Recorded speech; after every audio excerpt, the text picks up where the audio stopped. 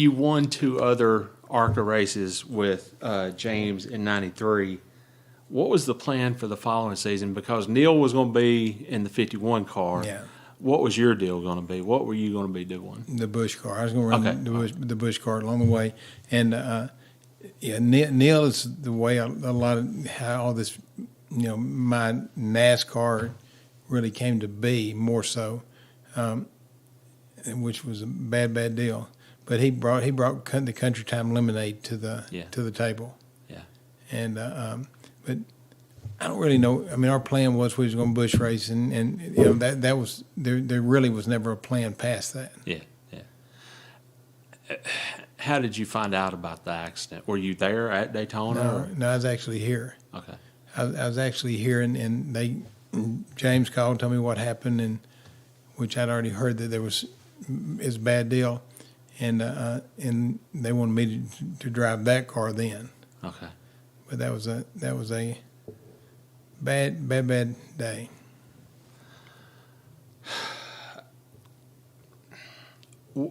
You drove that car for the rest of that season, but you had worked with that team forever. Yeah. Did it seem like your car?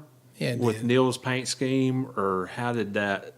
Now, before any of that, Neil got involved and had a lot of interest in my racing, and he was over at a buddy of mine, the guy that I was doing some short track racing for, Frankie Grill's shop, and he was working on the cars, and he was doing his lightening up and tricks of the trades, trying to help me progress. So he was. Now it was a comfortable situation as far as the crew, the car. I already knew all the cars and everything, yeah.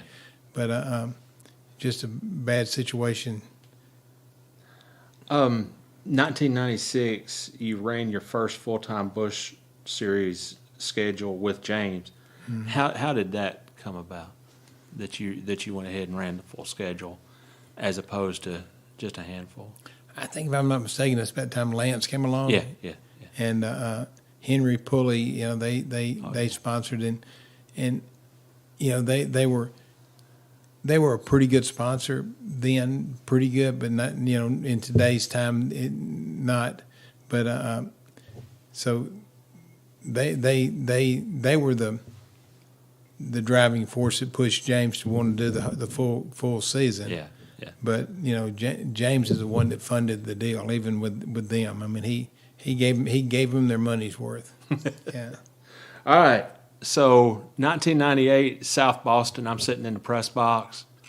Yeah. You and Mark Green get into whatever happened on the racetrack, and that's one of my enduring memories of being involved in that sport, is seeing all hell break loose on pit road. Yeah. What happened? What was going on there? I really was running good there, and I had a car that probably you'd have to beat, and David Green was leading the race, and I'm whether it was meant to happen or whatever, but we came up to lap mark, and he let him by, and then all of a sudden he starts chopping me off, and then when I finally have him cleared, he gets me and turns me into the wall, and I really had the car to beat that day, and I wasn't as mad as what everybody acted like he was, but I wanted him to know that I was upset. Yeah. And so I come in the pits, and the rest is kind of on tape, but I just kind of cut him off where he couldn't get back on the racetrack where we could, have a conversation. And so when I did, everybody kind of started pretty good brawl. And I was walking, they drug me kind of out of there, and I was walking between the trailers, and one of the guys, which I can see him in the eyes today, it was a NASCAR official at one time, and he went to work on one of the race teams there. Are you talking about Kenneth Campbell? I'm not saying Kenneth, but you didn't want none of Kenneth. he hit me across the shins with a jack. Really? As I was walking through there with the jack handle, Good night. And then that's when you get mad. Somebody hits you in the nose or the shin or something. That it's kind of brings on another. You got Nancy Kerrigan. Yeah, really. Yeah, and so, but there again, at the end of the time, this same person, I end up racing with him, and we were friends, and even Mark. I never was really that mad with Mark. I mean, I have thought about that many times. NASCAR was mad with me. Well, I could see Jeff Green doing that. Uh-huh. I could probably see David, but Mark, he was the last one I would have expected to see in a brawl on pit road. I tell you what's kind of interesting. You'll find this interesting. All this happens, and he's driving the Bruco car. He's driving the 37 Timberwolf car. Yeah. And as time goes on, that's how I ended my career driving that car, the Timberwolf car. So, I ended up racing with Bruco, and we were all friends. Never really lost friendship with any of them, really. I mean, it was always it's just racing. Just racing, but and even when I came into the pits and did what I did, James made the joke, my brakes failed is the reason I hit him, and but it was they made a little bit more of it than what it was, but probably there's no pit walls, there's no I can see where it was a dangerous deal for even what I did. Yeah. And so they tried to make an example of me, and they suspended me for three races, I think it was, and they charged me. They gave me back then it was a lot, it was like $10,000 or $20,000 fine. And so James said, "Well, we're going to appeal it." And so I had to go meet with them in Chicago Airport. I go up there and meet, for whatever reason we meet there, and appeal it. And they doubled my suspension and doubled my fine. I told James, I said, let's not do that again. let's go ahead and so they gave me I ended up 6 races suspension, and whatever the fine was, it was. Jeff, that is the only time that I can ever remember a fine and a suspension being upped. Yeah. I don't know. Obviously, I didn't plead my case very well. Well, was James there? You can blame it on James. No, but I think, and I can understand it. I think they didn't find as much humor in me losing my brakes and in the way we tried to play it off as it was. But there again, it was a fairly costly deal for James for sure, because to start with, he paid the fine too. But we tore up a really good short track car, and then the points were just history from there, and everything. It's kind of a blow. Yeah. You stayed with James through the 2000 season, and then you moved over to Joe Gibbs Racing in 2001. Was it hard to leave James, or was James that point wanting to cut back a little bit? No, he wasn't wanting to cut back. He was wanting to do more racing, but I went from there to Gary Bechtel. Gary Bechtel owned the car, and that's how Joe Gibbs. Okay. Joe Gibbs bought that team. Okay, yeah. And I don't even remember how Gary's deal came about, but I raced for Gary Bechtel, and then Joe Gibbs came along and bought it after, I guess, about a year and some change. And then I went over and met with Gibbs and with JD and Joe and all of them, and they asked me if I would continue racing for them. And so that's how I ended up there. Okay, all right. You stayed with them about halfway through the season, and then you parted ways. And you were talking earlier about how they wanted you to move to Charlotte, at least have a place there and spend time in the shop. What happened? Well, I really did. I understood the thought process, everything. It just was something that didn't work for me. But Joe Gibbs called me and asked me. He said I need for you to do something, and I said sure. And so he told me what the plan was. Is that basically I would make my residence there, and then I could travel back and forth. And my kids were in school here, and there was just I had several businesses at that point in time that were going, and so that didn't work for me. He said, but I think they lost one of the two sponsors. MBNA was still on board, and Mike McLaughlin was driving the other car. Yeah. And I think they'd lost that sponsor, and he said, we had to tighten up and do all this, and I said, well, I can't move to Charlotte, and so I said, I'm gonna just have to apologize to all the crew and whatever, but that doesn't work for me. Okay, all right. You wound up in Childress's Busch car for just 2 or 3 races. Were you filling in for somebody, or what happened? I forget the circumstances. Okay, well, I think did Skinner get hurt or something? I think Mike Skinner got injured. Yeah. Okay. Is how that came about, and I drove the St. Louis race, drove the which is hotter than shit. Drove the St. Louis race and drove the Pikes Peak, and I drove one more race for him. I ran 3 races, but that's what the deal was to start with. Okay, all right. After parting ways with Joe, you get into the RCR car, which they're obviously big rivals and everything, but your second race in that car, filling in for Mike, you go to Pikes Peak and you win. And I have always thought that was the ultimate gotcha. Well, I mean, they okay. I know this is going to sound strange.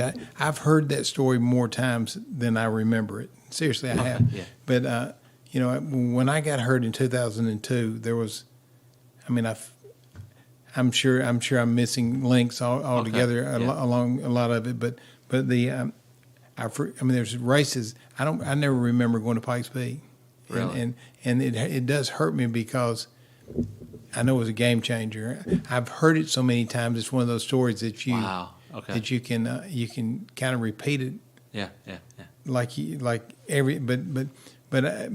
I've watched the race, and I know it was a dominant car. Yeah. Well, trust me, you came into the media center after that race, and you had the biggest grin on your face, and it was really a sense of, how do you like me now? That's yeah. So I wish there's a couple of things. I don't remember where I got injured. I don't remember any of that weekend. I don't remember that race, and I'm sure there's other bits and pieces that. Yeah. But it's strange how the mind works. But I feel blessed that. Yeah. You talked about it a little bit earlier, but I always thought it was awesome. A couple years before, you and the Bruco team had been brawling on pit road at South Boston, and then you go to work for them. Was there any discussion of South Boston? Was there any no, not really. Giving you a hard time about it or whatever? No, it really wasn't. There was not. Okay. A lot of that race team was still part. They were just kind of they'd stuck together, and it's still a lot of the same old guys. Yeah. But no, not really. It was a good fit for me because they're right up here in Kentucky, right outside of Bowling Green, and I could get there back and forth, as I needed to for anything. And but I had been in conversation with Clarence, a long way along, a lot of this kind, through the year. Yeah. And I always thought I wanted to race for that team. Jamie McMurray drove for him. Yeah. And they had some good equipment. Yeah. You go to Nazareth. What's the last thing you remember before the accident, or can you put a finger on it? I can't put a finger on it. No, I don't remember going to Nazareth at all. Period. Okay. Yeah. And the next thing I do remember is coming from, and I'd been in the hospital there in Lehigh Valley, exactly. Yeah, Lehigh Valley. I was in Lehigh for whatever extended period of time, and then came home. And I remember coming from the airport to Vanderbilt. Really? It's the next thing I remember. Yeah. Now, Is there any way to describe what your rehab and recuperation was like, or? It was a long journey. It's hard on me, but it's hard on the family. Yeah. When I have to credit so much to my wife, because she didn't take, he'll be fine, just, let's get him back. My dad wanted me just to be able to go down here and fish in the pond with him, and she said, no, he's not going to be happy doing that. He wants to fly planes. He wants to do things that he's normally used to doing. And so they put me through the programs that made a huge difference in my life. I mean, it really changed. Yeah. I mean, I think I might have come out of some of it smarter than I went in. I mean, before the wreck. Yeah. But it was a life-changing experience. Yeah. I have this enduring memory of 1 year later at Nazareth. It's 2 years. Was it 2? I think it's 2 years. Okay, all right, 2 years. Yeah. Of you getting back in the car for James at Nazareth. Yeah, but I'm 99% sure it was 2. Okay. But there's always that 1% that I'm wrong. But Don't let the facts get in the way of a good story. Yeah.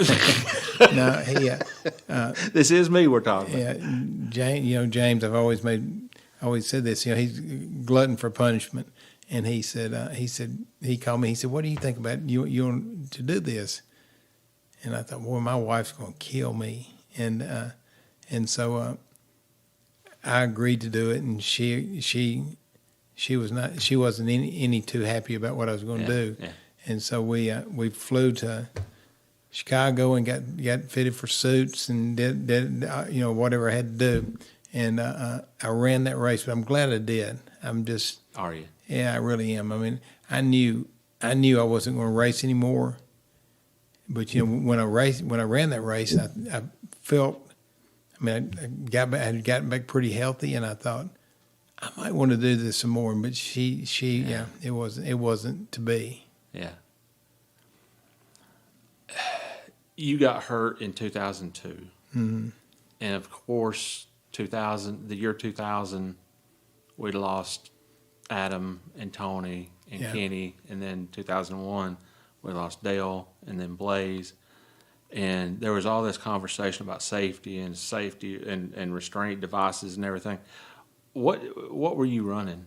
Did you have a Hans? Okay, when they first started the restraints, Yeah, you had the Hans and you had the Hutchins device. Well, the Hutchins was more like a helmet. I mean, like a helmet strap. Yeah. And you got more flexibility. Whatever.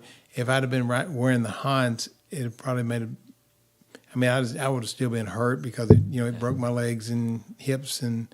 So you had a Hutchins on? Yeah. Really? I did, and I wanted I was in pretty good shape then. I wanted to hold my head up instead of this holding my head up, right. and I felt too confined in the Hans device. Yeah. And it really would have made a big difference because when I got hurt, what I got was a whiplash deal. I didn't get hit per se in the head. I got my. So you went sideways, didn't you? Well, I went when Biffle hit me like in the left front, between the front wheel and my left leg, and it spun. When it spun so fast, basically my neck went one way, my body was stationary and my neck twisted. Yeah, and it that's where that caused some serious injury there. Yeah. You talked about coming back to Nazareth, and you raced again at Nazareth. Now, did you go back and run any dirt? I did. Okay, all right. Which I was having fun doing that. I had a little shop here that we messed with, and I started running some of the Storm Pay, a company called Storm Pay, which is a buddy of mine owned it here in Clarksville, was a sponsor, but some of the crate racing, and I saw that and it looked fun, so I started doing that, and then got hurt again trying to go to the racetrack. Yeah, so. Was racing dirt after the Busch Series accident and everything, was that enough? Was that enough to quench your competitive fire or whatever? Yeah, between that and the age and, Okay. I'm smart enough to understand that, there comes a time that you gotta hand the reins over, put down the reins and do something else. And I was to that point. I needed to focus on other things more than I did racing. Yeah. The Nazareth wreck was obviously devastating. Yeah. That was 2002. 2007 was your other 6. 2006.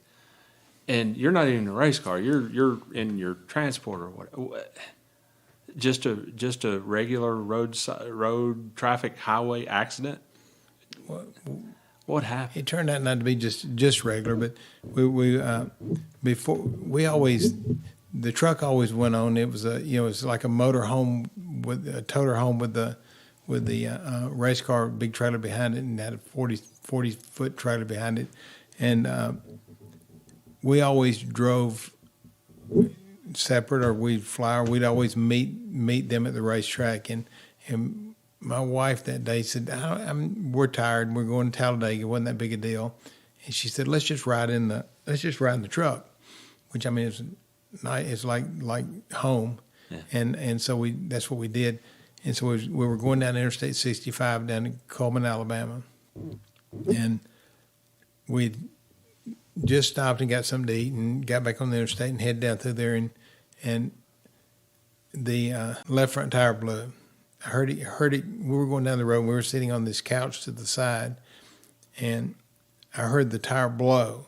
And my son had gotten up in this top bunk, and I'd always told him, you don't ride in the truck, you don't ride in one of these things on the top bunk of anything just because. And so when it blew, I jumped up immediately, and I was just going to pull him out of the bunk. And by that time, we went off into the ditch, and there's a little turnaround for the highway patrol, whatever, in the median, and we hit that embankment. And there was a guy that had stood up to get something out of the refrigerator, and he flew through the truck when I had my hands up here and hit me and broke my back and tore me up pretty good. And then we go through there and we hit some cars on the oncoming traffic, and then we go through another guardrail, and then we go through the trees. Don't be confused; those trees will stop you. The guardrails will slow you down. Those trees will stop you. Yeah. And when we all stopped, when we got stopped, you could hear the crackling and carrying on. But the trees were in there with us. Yeah. It's a bad deal. And so we, fortunately, nobody died. And I was probably the worst injured. My wife had some injuries, and the one we was trying to get was my son up there. He was totally fine. He was, which is what you want. Yeah. But we had the passenger in the front seat. He was injured some, but everybody walked away. I mean, it took a while for everybody to be able to walk again, but everybody survived. Now, did you walk away? No. Okay. No. All right. I went away in a helicopter. So how long was that rehab? Probably still going on. Now, did you break your back or your neck? Well, everybody's kind of confused. They said it was my neck, but it was my back. Okay, all right. And I broke like T1 in my back. T1, and I don't remember what all it was, but I was cut from. I mean, I got hammered pretty good. Wow. Yeah. So did you never raced after that, did you? No, that pretty much. The conversation of racing around the house was not a good one, so we didn't bring it up anymore. But no, there was no more racing after that. Was it hard to walk away from that? Well, after you get pushed around enough, you'll eventually decide to do something else. It was hard, yes. I mean, there's a point in time that I quit following it. I quit, I couldn't, but I've gotten now back to where I do enjoy watching and following, and but I have no interest in doing it.